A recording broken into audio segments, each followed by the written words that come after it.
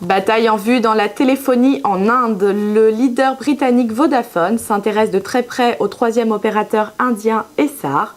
Ce dernier est une filiale du groupe hongkongais Hutchison. Vodafone serait prêt à débourser 10 milliards d'euros pour remporter la mise, mais il n'est pas le seul sur les rangs. Selon la presse locale, le géant indien Reliance, le malaisien Maxis Communication et l'égyptien Orascom seraient également intéressés. Grosse actualité pour Suez ce matin, sa filiale Electrabel a acquis auprès de la SNCF 59,6% de la société hydroélectrique du Midi, montant de la transaction 504,5 millions d'euros.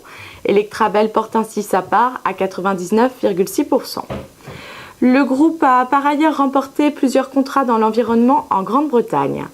Enfin, selon le Figaro, François Pinault étudierait une OPA sur Suez, mais il ne conserverait que la division eau et propreté.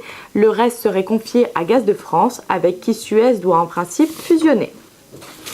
Encore une bonne nouvelle ce matin pour EADS et sa filiale Airbus. La compagnie australienne Qantas a confirmé l'achat de 8 Airbus A380 pour 2,36 milliards de dollars, ce qui porte donc à 20 le nombre de très gros porteurs achetés par cette compagnie. Cette nouvelle commande intervient après celle hier de 9 A380 supplémentaires de la compagnie Singapore Airlines.